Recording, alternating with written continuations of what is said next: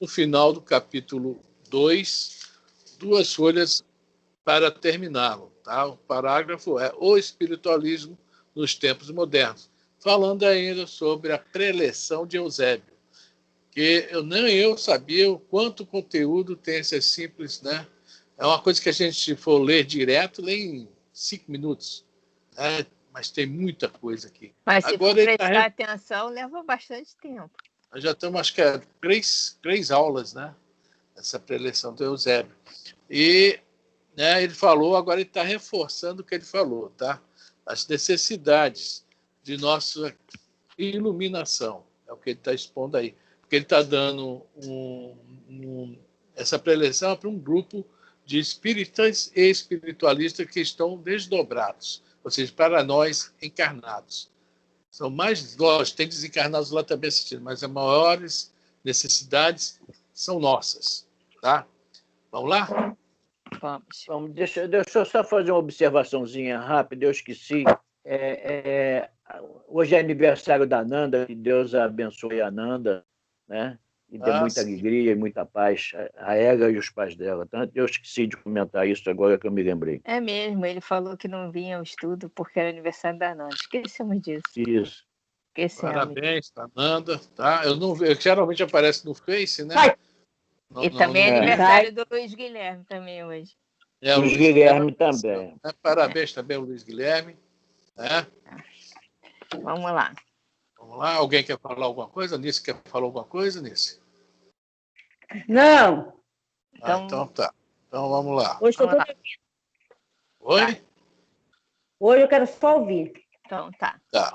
Tá, então vamos lá. Desligando os microfones por causa do barulho. E vamos embora. Qualquer coisa a gente abre o microfone, pode falar, fica à vontade, tá? Menos a Jo, que a Jo fala demais. O espiritualismo, nos tempos modernos, não pode restringir Deus entre 4 paredes de um templo da Terra, porque a nossa missão essencial é a de converter toda a Terra no templo augusto de Deus. Bom, foi aí, dona Lourdes, boa noite, quem entrou agora, foi aí que nós falamos. Boa noite. O espiritismo, né, não veio ser o futuro das religiões, mas, aliás, não é a religião do futuro, mas o futuro das religiões. Foi aí que nós paramos. Isso. Realmente. Né? Então, a nossa missão é essa. Através de nossos exemplos, do nosso modo de viver, chamar a atenção dos outros. É para chamar a atenção mesmo. E, quando os outros começarem a entender a mensagem, fica muito legal.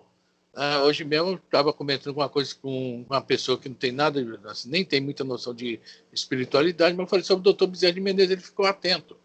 Contei aquela historinha que o Divaldo estava com a bursite, né? E o médico espiritual ao lado, ele falou, se você não pedir, nós não podemos ajudar. Porque nós queremos ser ajudados sem pedir. Aí o Dr. Bezerra ainda fala para o Divaldo, você está com dor aí, eu estou pensando que você está gostando da dor, está se sentindo bem com ela. Então, nós devemos pedir mesmo. Tá? A prece, além de agradecer e louvar, também é para pedir. Como nós somos muito necessitados, o próprio Jesus falou, da questão de não vir para os sãos, e sim para os doentes, se o planeta todo é doente, então todo mundo precisa pedir muito. Não se acanhar, não. O doutor Bezerra me ajuda, né? Jesus, Deus, Nossa Senhora, e eles estão dispostos a ajudar, pode ter certeza. Tá? Para eles é uma alegria nos ajudar. Vamos lá? Vamos. Para a nossa vanguarda de obreiros decididos e valorosos, passou a fase de experimentação fútil, de investigações desordenadas, de raciocínios periféricos. Bom, são 3 coisas que está falando aqui. Experimentação fútil. A transcomunicação instrumental, não é isso? Não, Elisa? É engraçado, quando eu comecei no Espiritismo, eu botei uma vez a câmera filmando a gente fazendo um culto lá aqui em casa. Olha só. Esse negócio de ficar olhando se o Espírito vai falar na TV. Eu sempre me lembro do poltergeist, é um fenômeno. É horrível.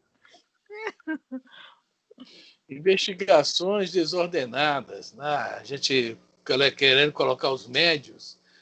O que é que o Espírito tal tem para falar para mim? Eu posso fazer uma pergunta ao Espírito tal? Gente, nós não estamos mais nessa não, tá? Isso aí é quando a gente estava em outros lugares, né, com menos conhecimento de espiritualidade, de espiritual, né, a gente ia lá justamente para fazer essas consultas. Hoje não há essa necessidade mais. Né, e eu já vi muito isso dentro da casa espírita, infelizmente. Mas já passou essa época. Isso aqui foi escrito em 1940 e pouco, já falei aí, né? Eu esqueço, acho que é 42, né? 1947 foi escrito esse livro. Se naquela época já tinha passado isso, imagine hoje, né? Raciocínios periféricos. O que é o raciocínio periférico? É o ler o que nós falamos aqui agora. Ler em 5 minutos todo esse capítulo ou menos. E não vai ter um raciocínio legal, vai ter um raciocínio periférico. O José falou um monte de coisa legal, mas você aprofundou. É por isso que às vezes é bom, por exemplo, você leu esse texto aqui, aí você não entendeu, aí você lê de novo, aí você para e pensa. Eu levo 200 anos para ler o livro por causa disso. Aí você olha de novo, aí já começa a construir uma ideia diferente. Então, às vezes, você passa batido por uma coisa e não observa. Exatamente. Agora vamos falar, agora o que ele vai falar aqui é a questão desses momentos que nós estamos passando, né? Nós estamos muito assim estressados, meio transtornados. Vai falar aqui por quê. Olha só, são 3 palavrinhas também. Leia, Elisa. Agora. Vivemos a estruturação de sentimentos novos. Isso. Argamassado. Olha só, essa estruturação de sentimentos novos, devido a essa psicosfera pesada, e nós tentando, nós estamos assim, boiando no mar, né, bem pesado, cheio de ondas pesadas. Estamos tentando não afundar. Tá? Essa estruturação é que está nos deixando meio balançando nessas mudanças aí que nós estamos passando aí. Tá? Vamos lá.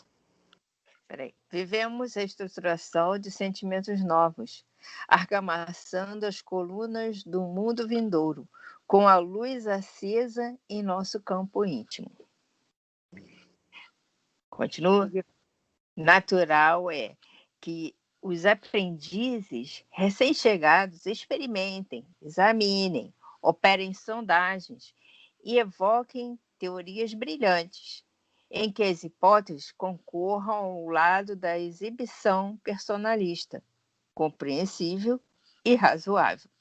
Ou seja, quem está entrando agora, tudo isso é compreensível, porque ainda não tem um conhecimento da doutrina em si, está aprendendo ainda. Né? Aí fala aqui a questão do personalismo, né? Da exibição personalista. A gente que estava começando, nada mais normal. Tá?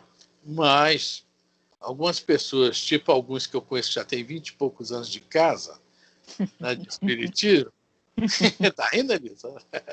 Estou falando de nós mesmo, tá? Eu falando do vizinho, não. Não, eu estou rindo de mim mesmo.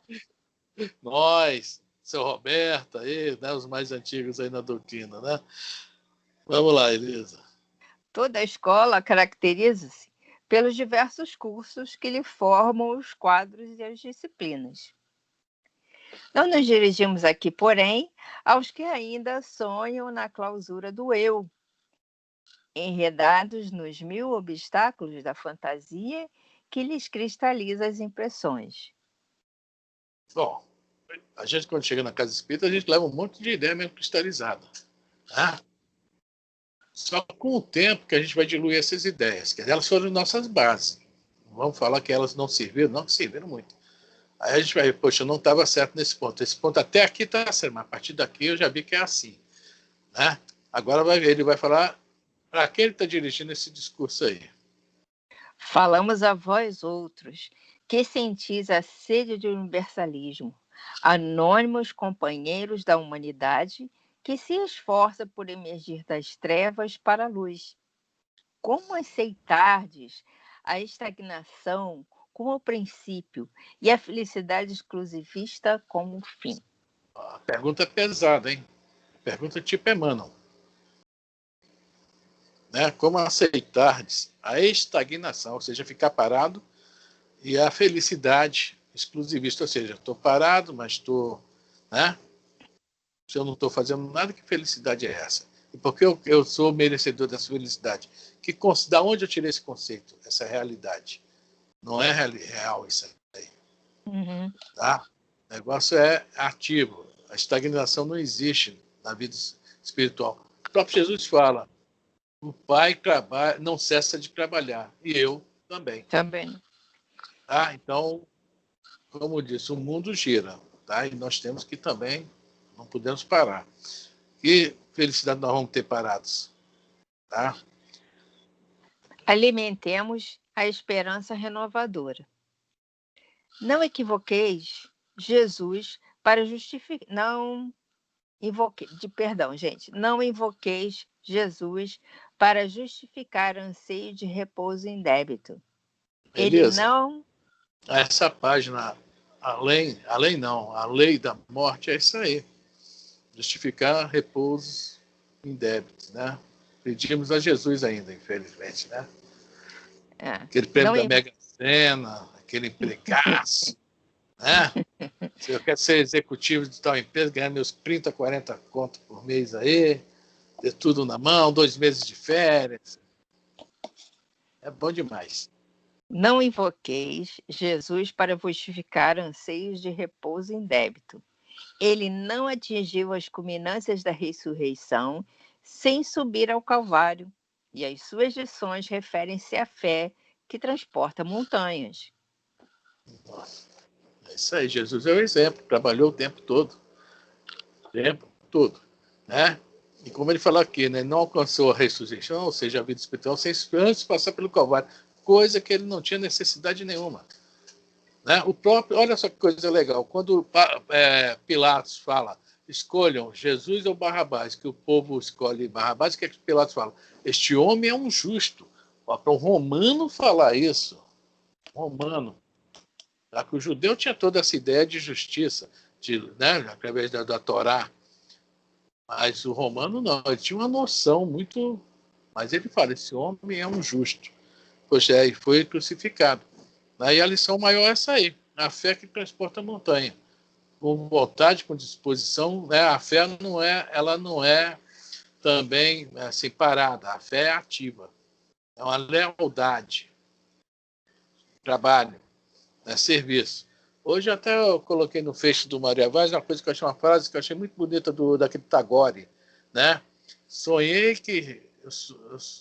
Eu sonhei que estava alegre, mas despertei com o serviço, um negócio assim mais ou menos. E depois descobri que o serviço que era a minha alegria. Mais ou menos assim a frase do Tagore. Eu achei essa frase maravilhosa, maravilhosa. Quer dizer, eu sonhei, quer dizer, estado com nível de consciência. Estava alegre, mas não estava. Despertei e vi que tinha que trabalhar, serviço. Já outro nível de consciência. Depois, um nível mais avançado ainda. Descobri que o serviço é a alegria, é a minha alegria. Olha só, quanta profundidade. Ele é indiano, né? Uhum.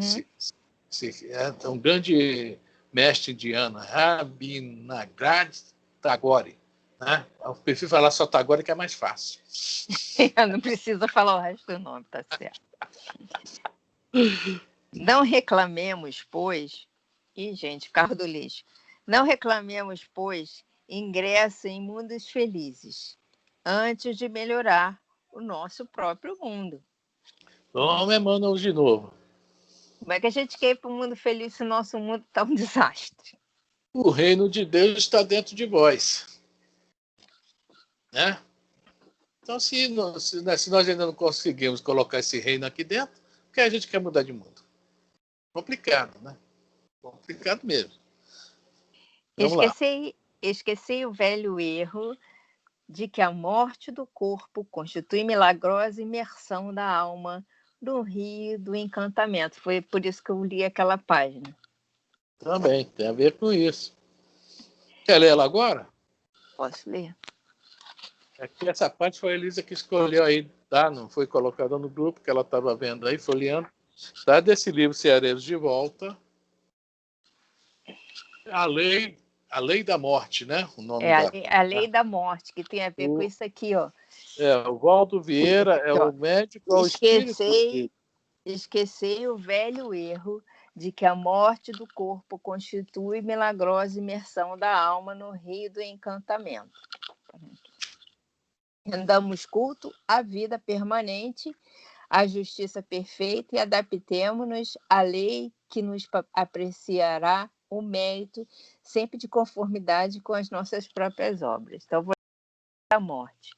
É do Romeu do Amaral Camargo, desse livro Ceareiros de Volta, tá? Do Valdo Vieira. É uma página pequenininha. Berço e túmulo completam-se nos fios do destino. A morte não é noite sem alvorada, nem dia sem amanhã. É a própria vida que segue sempre.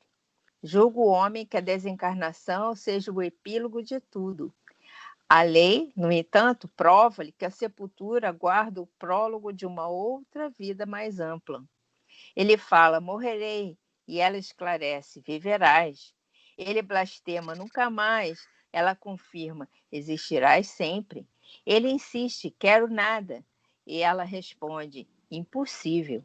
Ele deblatera, aspiro não ser. Ela proclama, avançarás. Vastos e filósofos inúmeros admitem há milênios na morte vinho capitoso de puro esquecimento.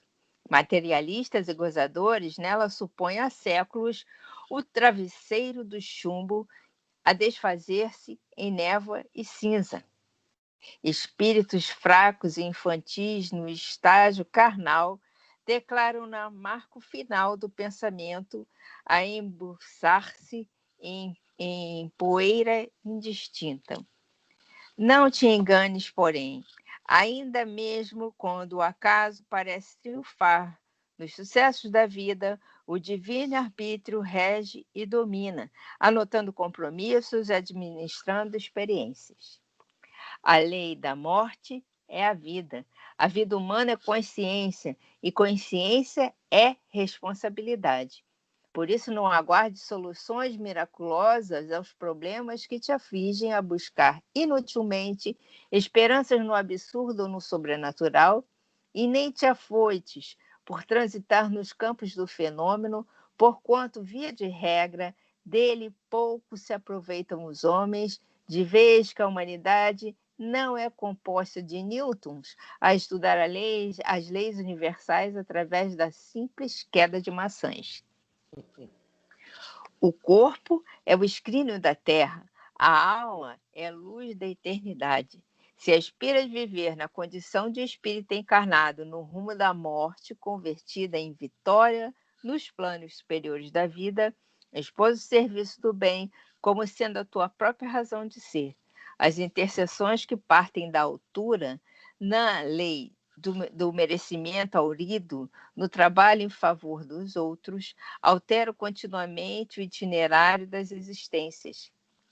Há miríades de mortes retardadas, inúmeras provações substituídas, austeras expiações minoradas e milhões de golpes frustrados. Abraça a alma. O único comentário que eu vou fazer, né? A multidão, o amor cobre a multidão de pecados. É o único comentário que eu vou fazer, que a página toda é um trabalho maravilhoso, porque nós já lemos na doutrina, vários livros espíritos, inclusive do André Luiz, que a gente de vez em quando ganha uma sobrevida. Vimos no Missionário da Luz, vimos no Obreiros da Vida Eterna, tá? Isso é uma coisa normal. Nós temos um planejamento reencarnatório, ele tem uma margem ampla para mudanças, tá? Por isso que aquele negócio de karma não existe, a não ser no caso físico. A pessoa que nasce dementada, nasce sem um braço, é outra história, tá? Mas no plano moral, não. Tá? Há uma variação, mas isso aí é a única coisa que eu vou comentar, que a página toda merece comentários. Tá? Então, nós devemos aproveitar isso que nós já sabemos agora para pensar, poxa vida, ainda nessa encarnação, que é o que a doutrina, o objetivo da doutrina espírita, tá? É justamente isso, a melhoria do homem. É o grande objetivo da doutrina espírita. Tem outras coisas? Tem, mas ela quer que o homem se melhore. Esse é o grande objetivo. Tá legal? Vamos lá. Abraça a alma do semelhante, além da forma física, auscultando-lhe as dores íntimas com o fim de compreendê-lo e auxiliá-lo. O ato de amor possuem incorruptibilidade do sol. Só a fraternidade profundamente desinteressada e praticada, reunida e sublimando espíritos, ato por ato, de lar em lar, de caminho em caminho, de ombro em ombro, pode alcançar-nos da morte à vida, em elevação permanente, como quem abandona em definitivo o convívio da sombra para identificar-se à plena luz. Olha o convite aí, largar o convívio da sombra para identificar-se com a luz. E a luz, conforme fala do sol, é incorruptível. É interessante essa palavra aí, né? Em relação à luz. Daí quando fala Lúcifer é um anjo de luz, mas luz no sentido de conhecimento. Ele é um anjo decaído porque ele tinha conhecimento, mas o coração tinha amor. Mas, vamos lá. Bom, lê de novo esse parágrafo, não precisa. Lê de novo. Mundo maior de novo, tá? Tá. Esqueceu o velho erro de que a morte do corpo constitui milagrosa imersão da alma no rio do encantamento. Rendamos culto à vida permanente, à justiça perfeita e adaptemos-nos à lei que nos apreciará o mérito sempre de conformidade com as nossas próprias obras. Só uma perguntinha, Elisa. Alguém quer falar algo, comentar algo, acrescentar algo? Está todo mundo muito calado. É sobre o que foi lido até aqui, a página dos Ceareiros. Tá muito bom, só prestando atenção. Comentário aqui, ó.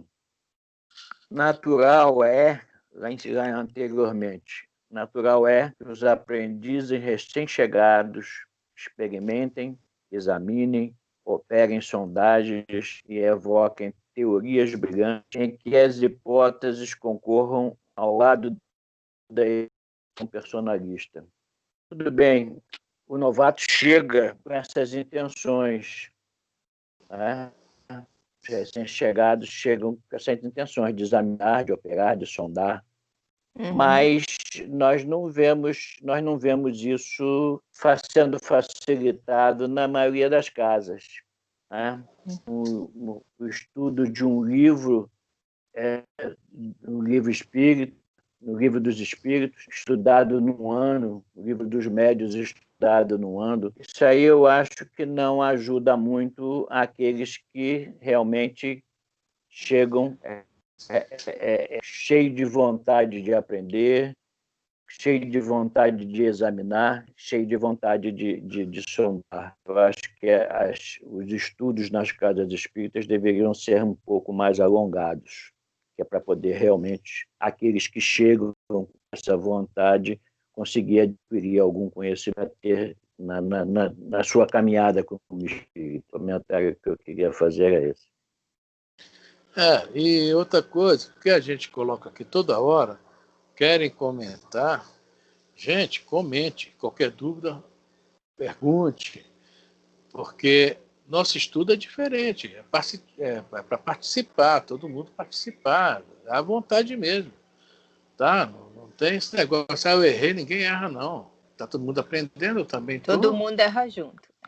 Erra junto, tá? Às vezes uma dúvida de um, uma dúvida de vários. Né? Não, e tem mais um detalhe que a gente tem que colocar aí. Nós não estamos com pressa. Isso aí, o nosso estudo nunca teve. Para ver que o Livro dos Espíritos nós começamos em que ano? 2000 e alguma coisa? 2014, 2012? Pois é, nós começamos o Livro dos Espíritos ainda na pergunta 367 agora, né? Quer dizer, vocês veem que não há correria, nós estamos estudando calmamente. Vou só contar um segredo para vocês. A pergunta número 1, nós ficamos 9 aulas. 9 aulas para uma pergunta, tá bom? Começamos em 2012. 2012. 2012 que eu comecei com esse livro aqui, ó. Pois é. Nós olhamos uma pergunta que é Deus, tudo que é modo que nós podemos imaginar, falamos de tudo, tá? De antropologia, sei lá, tanto assunto, né? Física, tudo. Fomos botando aonde está a mão de Deus e nós fizemos um estudo, né? Legal. Foram 9 semanas, de 1h30, né? Que era 1h30 lá, né? Não, lá era 40 minutos, né? 40 minutos. 9 semanas de 40 minutos para estudar uma pergunta. Então, nós não temos pressa, por isso que fiquem à vontade. Fiquem à vontade mesmo. Tá? É para participar. O que nós estamos até gostando muito agora, que está todo mundo, eu estou sentindo, está todo mundo muito assim, concentrado realmente no estudo. Que antes nós tínhamos uma pequena dificuldade. As pessoas iam também falar de problemas pessoais durante o estudo, né, Elisa? Acontecia muito isso. A gente escutava. A gente eu estou vendo que o grupo cara. aí escuta, mas eu estou vendo que é o seguinte, que estão muito concentrados no estudo. Por isso que a gente sempre entra um pouquinho antes e sai um pouquinho depois. Né? Qualquer dúvida, qualquer coisa fora dos assuntos, poxa, nós estamos aí para isso. 7h15, 7h18, nós já estamos aqui. Eu, o seu Roberto, a Elisa, a Lourdinha também entrou cedo hoje. Tá? Podem entrar, falar alguma coisa, comentar alguma coisa fora do assunto, alguma dúvida ou coisa particular mesmo. É lógico que possa ser falado em grupo, né? Então, fiquem à vontade, gente. Tá? Nós somos contra aquele estudo da maricota. Tá? Nós somos totalmente contra. O estudo aqui é para todos. Agora está todo mundo curioso para saber como é que é o estudo da maricota. Hein? É esse que eu vejo por aí. Um ano o livro dos Espíritos. Cada pergunta 15 a 25. Vocês leem a pergunta? Ninguém pode perguntar, ninguém pode falar nada. Porque, assim, você avança rápido, mas você não tem conhecimento. Então, se a intenção é dizer assim, eu estudei o livro tal, estudei o livro tal, estudei o livro tal, estudei o livro tal, está estudado. Mas se é dizer, eu entendi o livro tal, entendi o livro dos Espíritos, eu estudei e entendi a Gênese, entendeu? É diferente. Leva tempo. Bom, alguém quer falar algo agora? Eu quero só acrescentar, aproveitando o gancho lá do seu Roberto, que ele colocou muito bem, que esses aprendizes recém-chegados têm casa realmente que barra. Né? O aprendiz chega cheio de boa vontade, cheio de ânimo, e a casa corta isso, e ele, logo no comecinho, se sente decepcionado. Mas também tem o contrário, tem aquele aprendiz recém-chegado, cheio de teoria brilhante, cheio de ideia, cheio de boa vontade, e na hora do vamos ver, larga tudo na mão e deixa para o pessoal realmente antigo resolver a parada. Então... Faz parte. Isso é um movimento espírita, não é doutrina. Exatamente. Como tem casas que barram, existem os aprendizes também que se barram, né? Para certos trabalhos. Foi só para colocar. São os movimentos pessoais, né? Verdade. São as personalidades.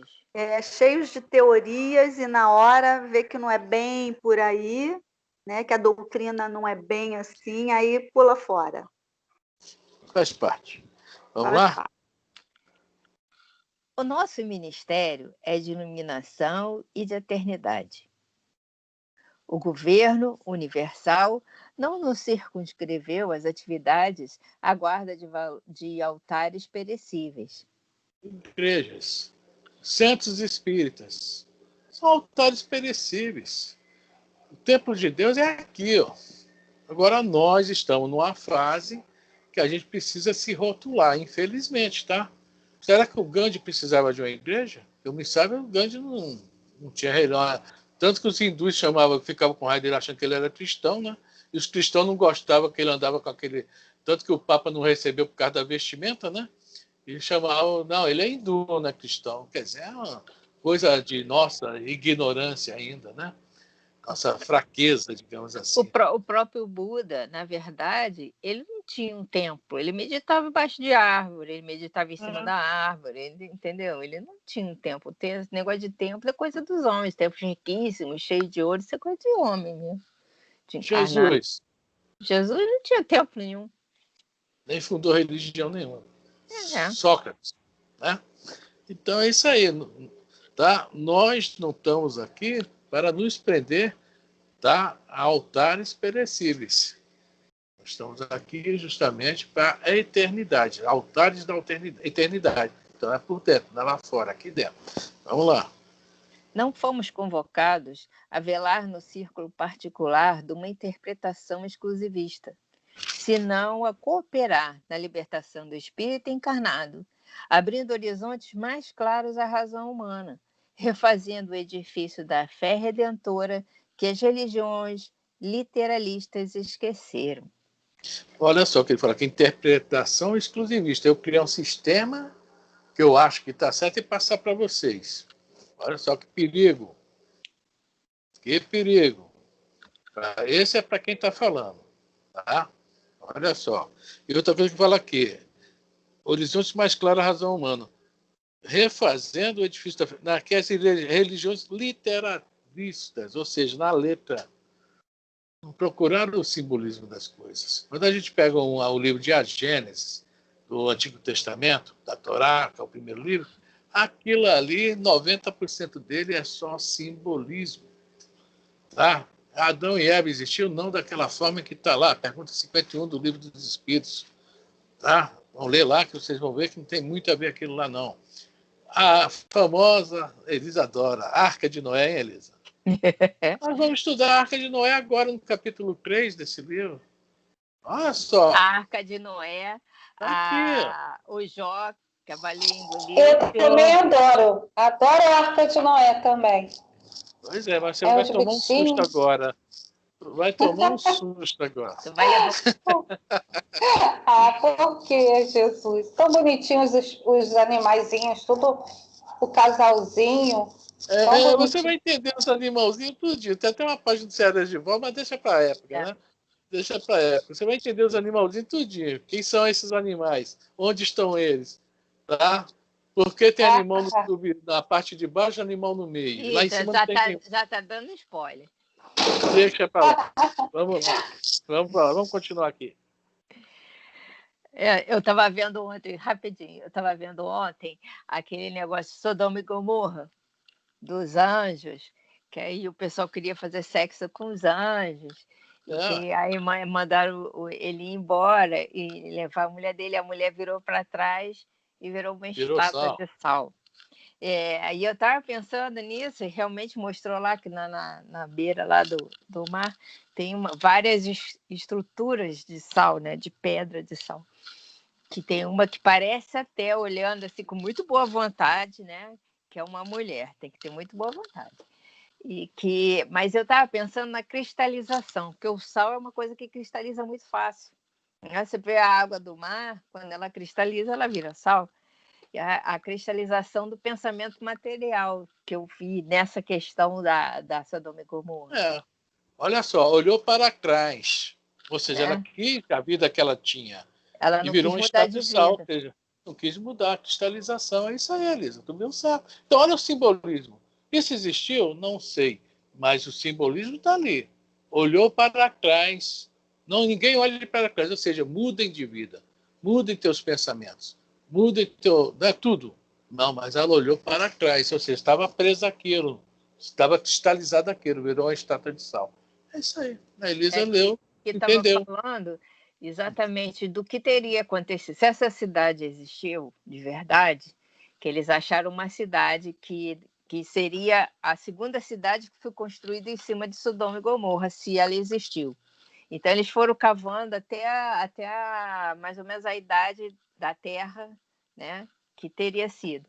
Porque eles estão achando que houve algum evento de um meteoro entrando na atmosfera, mas o meteoro em si não chegou à Terra. Quem chegou à Terra foi o deslocamento de ar causado por ele, que o meteoro teria se fragmentado na atmosfera e o deslocamento de ar teria destruído tudo, entendeu? Mas são teorias. Até a teoria, tem um grupo metaleiro aí, o Acept, tem uma música chamada Sodoma e Gomorra, e ninguém aguenta ouvir, tanto barulho que é. Nem eu aguento. Vamos lá. Você tinha, Cláudia, como é que é o negócio do Antigo Testamento? Aquilo que a gente está falando aqui sobre literalistas. Aquilo que a gente está lendo não é. Não tem uma parte que fala que nós somos o sal da terra? Aí é outra história. Aí é outra parada. Ele não é o sal, não. É outra história. E nós nós que damos sabor às coisas. Esse é outro simbolismo. tá? Nós temos corruptíveis, tá? Tem um monte de coisa aí. Porque sal não gosta de se misturar, não é isso? Se for muito sal também, a gente, entendeu? Passa mal. Tem um monte de coisa aí que já é no Sermão do Monte, da montanha de Jesus, está no capítulo 6, se não me engano, de Mateus. Começa e acaba no 6. É outra história do sal também, que Jesus usa o sal como referência ao que nós devemos ser, tá? Não é esse sal da cristalização, não. Quer dizer, cada texto dentro do contexto, né? A gente tem que ver. Mas é isso aí também. Vamos embora lá. Não fomos convocados a velar no círculo particular de uma interpretação exclusivista, senão a cooperar na libertação do espírito encarnado, abrindo horizontes mais claros à razão humana, refazendo o edifício da fé redentora e as religiões literalistas esqueceram. É que eu não tinha marcado. Beleza. Gente, ninguém fala nada? Quer falar alguma coisa? A gata disse que não. Sopros imensos da onda exclusivista, da onda evolucionista, varrem os ambientes da Terra. Então, depois da Segunda Guerra Mundial, tudo que o planeta cresceu até a Segunda Guerra Mundial, acho que se botar dentro de uma caixa de fósforo em relação ao que cresceu depois da Segunda Guerra, seria uma comparação, tá? O nosso aprendizado de milênios não é nada em relação aos últimos 70, 80 anos. Tá? Então, a onda evolucionista. Então, agora, devido a essa onda que está muito, tá? Que nós estamos sentindo que realmente a tal transição chegou. Está tudo muito rápido, muito veloz, porque não podemos ficar estagnados, palavra usada aqui ainda há pouco. Né? Não podemos estagnar. A onda está indo aí e vai varrer. Vamos lá. Todos os dias reúnem princípios convencionais. Ruim. Desculpa. Todos os dias ruem princípios convencionais. É que eu estou brincando com a gata, perdi. Vou parar. Todos os dias ruem princípios convencionais mantidos a título de invioláveis durante séculos. A corrida espacial, né? Você vê a tecnologia que chegou aí de ponta, que, né, infelizmente nem todos têm esse direito. O próprio celular. Quando eu me casei, na época, há 30 e poucos anos atrás, 32 anos atrás, eu vi tinha um seriado, poxa vida, esqueci o nome, sei que os caras usavam celular, era um casal, né? E era sempre uns casos que a NASA tinha sobrenaturais. Poxa vida, como é que eu esqueci o nome? Eu adoro esse seriado. Não vejo, já acabou há muito tempo, né? E eu vi Arquivo X. Eu vi aquele celular. Eu falei, meu Deus, será que isso um dia vai existir mesmo? Eu achava que era ficção. Que a NASA já tinha, há 30 anos atrás, que era o pessoal do FBI, da CIA. Né? Agora não. Né? Qualquer um aí na rua tem. Vê o cara da carroça puxando aquele burrinho sem rabo, né? De repente ele para assim, mete a mão no bolso e... Que legal. Tá ligado no mundo. Liga o Zap, tá ligado ao mundo. Liga o Face, tá ligado ao mundo. Tá? Olha só quanta coisa mudou nos últimos 70 anos, tá? É muito avanço mesmo. Vamos lá. A mente humana, perplexa, é compelida a transições angustiosas. Eu falei no início sobre o que nós estamos passando. Essa coisa muito rápida também nos pegou, tá? Vamos lá. A subversão de valores, a experiência social e o processo acelerado de seleção pelo sofrimento coletivo perturbam os tímidos e os invigilantes, que representam a esmagadora maioria em toda parte. Nossa! Olha só. Sofrimento coletivo. Processo de seleção acelerado, sofrimento coletivo. Porque todo mundo, né, tem seus débitos. Né? Então, tem atual, né? Olha, gente. Vamos lá. E eu acho que agora também, né, Afrânio, está sendo muito, agora como está sendo o avanço, né, dos tempos e chegando à nova era, eu acho que isso, a cobrança já vem, né, sendo mais forte. E eu vejo muita gente reclamando sempre da mesma coisa, depressão, ansiedade, está muito perdido. Eu vejo muita gente falando sempre isso, está muito perdido, está assustado, com medo, não consegue dormir direito à noite. Tem sido visto muito isso, e isso está sendo coletivo. Coletivo. É o que ele fala aqui, o sofrimento coletivo. Porque é a separação do joio do trigo, né? Ovelha para um lado, bode para o outro. Olha aí, o negócio está... E realmente, conforme a gente sempre fala a questão da psicosfera, todos estão tendo chance, então está muito pesada. Ó, aqui, talvez vocês não estejam ouvindo, graças a Deus. Tem um samba aqui na minha porta, abri um barzinho ali na frente, tá? E todo dia agora, ontem eles ficaram até 3 da manhã. Um tumulto. Parece que o povo está meio... Tu chega no supermercado, um tumulto. Né? E onde você vai? Tumulto, vendo a pandemia.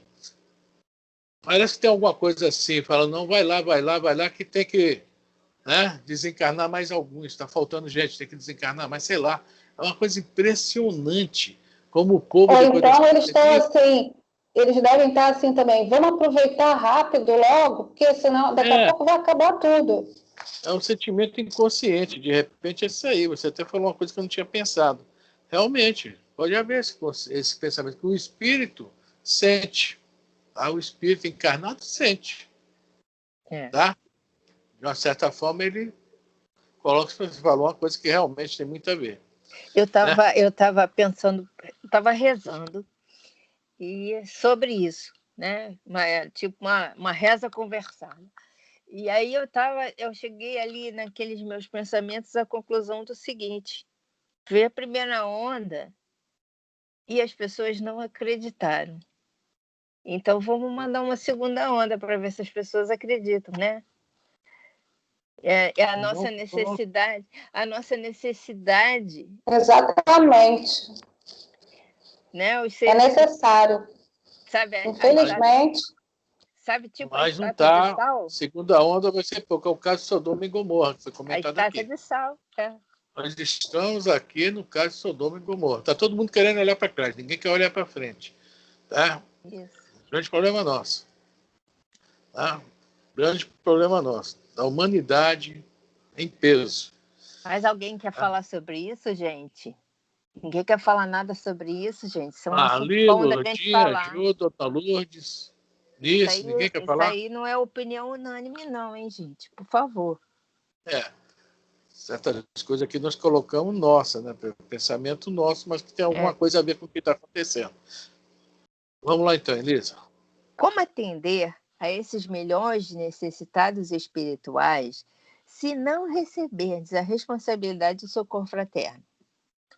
Como sanar a loucura incipiente se não vos transformardes em ímãs que mantenham o equilíbrio? Sabemos que a harmonia interior não é artigo de oferta e procura nos mercados terrestres, mas aquisição espiritual só acessível no templo do Espírito. Não é no templo espírita não, hein, gente? É no templo do Espírito, que somos nós. Ontem eu fui pegar uns livros ali, procurando, e requerer sair um livro do Chico Xavier chamado Calma. Aí eu pensei, a senhora quer para me ler alguma coisa? Vou ler só o prefácio. Botei no lugar de volta. O livro é do Emmanuel. Tinha que ser, né? Com esse nome. Caramba. Hein? O Emmanuel adora. Né? Tudo a ver, né? Tudo a ver, calma. Tem tudo a ver. Harmonia interior. Calma para começar a ter essa harmonia interior. Né? Aí quando eu vi o prefácio, pelo amor de Deus, mano, fica quieto aí na estante, porque já basta o Eusébio. Não estou pronto para isso, né? Ainda não estou pronto para te ler. Vamos lá. Faz-se, pois, mister, acendamos o coração em amor fraternal, à frente do serviço. Não bastará em nossas realizações a crença que espera. Indispensável é o amor que confia e atende, transforma e eleva, como vaso legítimo da sabedoria divina. É o que nós sempre falamos. Nossos exemplos, não, só isso. Só isso. Tá? A questão de ter que sair querendo ser o salvador da humanidade, que não é isso. Cada um fazer sua pequena parte bem feita. Tá? Que é isso aí. É esse amor, né? Que confia e atende. Tá? Transforma. Porque eleva, porque todo mundo que vê, poxa, há uma diferença ali. Por que esse cara é assim? E isso chama atenção. Né? O exemplo realmente transforma qualquer um. Vamos lá? Você quer acabar essa página hoje? Sejamos instrumentos, você disse que a gente não tem pressa. Sejamos instrumentos do bem, acima de expectantes da graça. Porque tem muito bem. A graça vai me alcançar, eu vou ser salvo pela graça. Eu não sei quem é essa mulher, viu? Porque aqui não salva, não. Você é alguma mulher, uma super-heroína aí. Vejo Mulher Maravilha, Mulher Graça. Né? Vamos lá. Ai. Vou até ler de novo. Sejamos instrumentos do bem, acima de expectantes da graça. A tarefa demanda coragem e suprema devoção a Deus. Sem que nos convertamos em luz, no círculo em que estivermos, em vão cometeremos a sombra. Tá? Em vão cometeremos a sombra aos nossos próprios pés. Olha só, de novo ele repete, ó. Em luz no círculo em que estivermos. Ele não está falando que é para a gente ir lá no Líbano, na Síria, aliás, né? Que está aquele problema lá, vamos lá, ser voluntário. Não. Só vou se realmente eu estiver preparado para isso. Sim, não, mas eu posso ir mentalmente também. Posso pensar, também. Vibrar. Não, mas o que eu estou falando é isso. No ciclo onde nós estamos, nós temos um trabalho muito grande a fazer. Muito grande, sim. Que hoje o continente, a gente está falando do Oriente Médio, mas o continente precisa de muita ajuda. E eu estou falando tanto em consciência negra hoje, ninguém se preocupa em ajudar a África. Não. Olha, a África precisa de muita ajuda. Mas não é dinheiro, não. Pô, pega aí um monte de trator aí, já te enfia dentro de um navio com sementes, né? Fala para eles, ó, aqui a metade é para comer, a metade para plantar, para daqui a 3 meses vocês terem o que comer já. E continuar. É dar como é que se fala, a vara de pescar com anzol, um pouquinho da minhoca e tudo. Não é dar o peixe, não. É isso que a África está precisando. A gente vê muito esse movimento pró-racismo, contra-racismo, sei o quê. Pelo amor de Deus, gente. Né? Pelo amor de Deus. São todos iguais a gente. Ninguém tem cor. Todo mundo é espírito. A cor está no corpo físico. Eu nunca ouvi falar que na literatura espiritual o espírito negro, o espírito branco, o espírito amarelo. Nunca ouvi falar isso. O Confúcio desencarnou, ele era um espírito amarelo. Luz pura, o cara deve ser, né? Confúcio, com toda aquela sabedoria. Então, né? Tá lá a África precisando de muito. Mas, e tudo culpa de quem? Do brancão. Não tem o negão, tem o brancão. Do ariano. Do ariano, que achava que como só ali naquele lugar tinha a diferença de cor, então a superior era aquela que era aquele espaço imenso. Besteira, tudo besteira. Né? Depois você fica... Vaidade das vaidades. Vaidade. Aí, por vaidade, dividir a África, picotar a África e depois deixar a África no abandono e na miséria. Picotar é errado, que tinha que picotar por nação, e não como eles fizeram. Então, aí que essas guerras o tempo todo por isso. Juntaram tribos, nações, rivais. Mas vamos lá. Um dia nós vamos poder chegar lá e ajudar muito lá também. Vamos lá. E no prosseguimento da ação que nos compete, não nos esqueçamos de que a evangelização das relações entre as esferas visíveis e invisíveis é dever natural e tão inadiável da tarefa quanto a evangelização das pessoas. O que é que vocês entendem por isso aí? Vou deixar o pessoal falar. Vai falar? Ninguém vai falar nada? Seu Roberto não ia falar? Eu escutei o seu Roberto. Seu Roberto vai falar? Não, não. Então fala, Elisa. A evangelização entre as esferas visíveis e invisíveis seria a troca das nossas informações e ele, ouvindo o que eles têm para nos dizer, não fazendo as nossas queixas, as nossas perguntas e tal, ouvindo o que eles têm para nos dizer relativo a nos melhorarmos, como eles estão fazendo. Isso aqui é uma evangelização, né? Isso aqui é uma evangelização da esfera invisível para a visível, né? E vice-versa, e eles aprendem com a nossa experiência também, né? Com as coisas que acontecem com a gente, e é um dever tão natural e tão inadiável da tarefa quanto a evangelização das pessoas, que é a nossa entre o nosso círculo, né? Por quê? Nós estamos aqui estudando. Cada casa aqui tem quantos? 3, 6, 9 aqui estudando agora, tá? Cada casa tem algum mentor, mas pode ter algum irmãozinho aí meio rebelde. Ele está ouvindo isso tudo. Ele também está absorvendo isso. A semente está sendo lançada. Então, essa evangelização, sabe por que eu perguntei isso, Elisa? Muita gente pensa, é a doutrinação lá no centro espírita. Também é, mas também em muito pequeno nível. Porque existem muitas casas espíritas que não têm esse trabalho de doutrinação, que não tem nem médium para isso. Essa é a grande realidade. O Marco Aurélio, lá, meu irmão, lá em Minas, não tem mais evangelização, porque tinha 2 médios. Se mudaram, acabou. Tá? Evangelização, não. Doutrinação. Tá? Serviço de mediunidade, assim. Então, essa evangelização é isso aí. Parte de nós. E nós temos que fazer a nossa parte. Por quê? A gente, tanto fazer, aquele que está acompanhando a gente vai ter dois destinos para ele. Ou ele muda e nos acompanha, ou ele vai embora. Sim. Eles não vão suportar. Esse cara, de repente, está querendo dar uma de bonzinho. Não quero mais ficar perto desse cara, não. Então, os nossos exemplos e acompanhar o que a gente faz. Ou então, esse cara está certo, ele está mudando. Assim, não, vou ficar perto dele para me observar, se é verdade.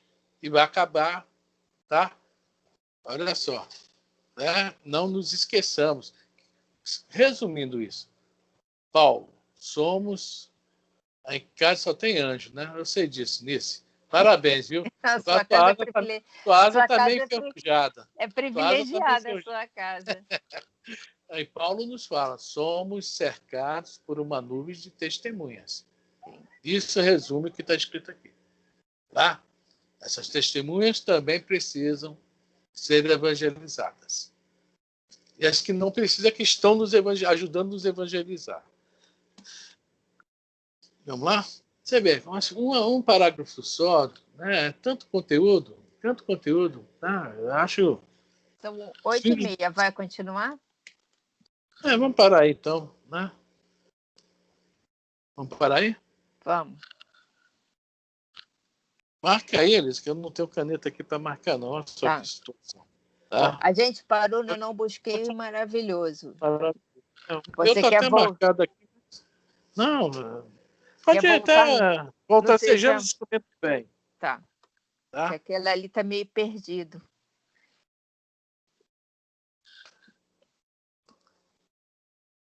Esse livro é muito bom, tem muita informação, né? A gente fica assim...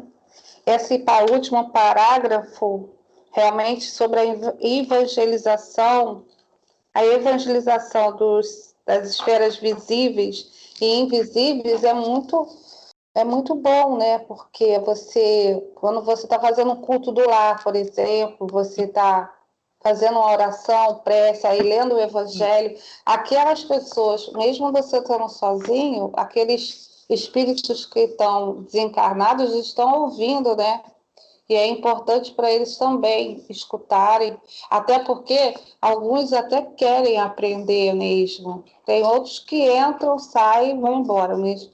Mas tem muitos que querem ir naquele horário. Então, tem toda uma falange espiritual também que se programa para você ter aquele apoio, né? Para poder te intuir a falar as coisas que os outros vão ouvir. É muito importante. Isso aí. Isso